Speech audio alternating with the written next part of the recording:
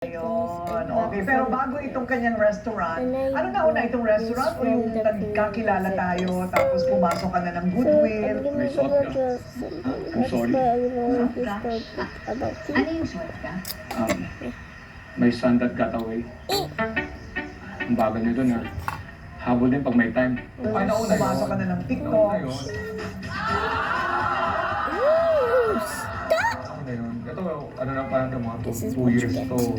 Parang ano sabay, pero wala ko na ng konti yung plano natin. Right. So, ayun na nga, marami na siya talagang, yung persona ni Alex, talagang lahat na yata ng sulok ng industriya, parang nasungtan mo na, no? Parang alam mo na one-man production team ka na talaga. Oo, talagang na, nung pinasok kasi yung showbiz, hindi lang ako nagtrabaho, kundi nag-aral din ako. Yes. Parang inabsorb ko lahat, hindi lang ako parang ano, tinignan ko yung mga, para matutunan ko yung mga bagay, writing, directing, head writing, creative consultant, acting, producing.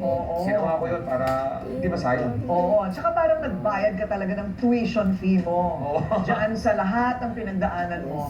At ngayon, napapakinabangan mo, right? Yes, oo. So sa lahat ng mga swerte ni Alex Calleja, meron naman siyang corporate social responsibility.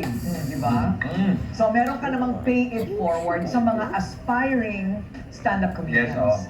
yung grupo ngayon sa Comedy Crew, pinag-workshop ko. Ako yung nagpo-conduct ng workshop and lahat ng opportunities ko, sinishare ko sa nila. Kasi sabi mo, tama nga yung sabi mo, nagbayad na ako ng tuition.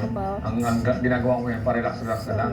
And I have to develop new talents. And para ma-develop talaga silang maayos, I need to provide them proper workshop, proper supervision. So, nagpapa-workshop ako. Hindi lang sa mga members ng The Comedy Crew, kundi sa lahat ng mga gusto.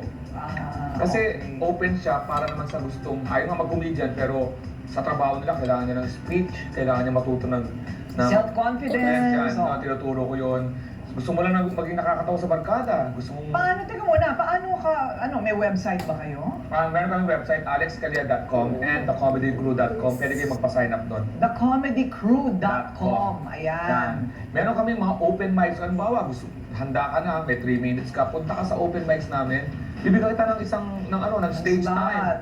O tapos mag-stand up ka, pag nakita mong gusto mo, balik-balik ka lang. Hanggang sa makasama ka sa lineup. May pangakong tawa, ha? Oo, dapat may tawa. May pangakong tawa dapat. Doon nagsisimula yung pagdami ng isang grupo. Pag nakita namin, uy, may potential ka, you wanna do it, parang professionally or sa sideline mo, sige.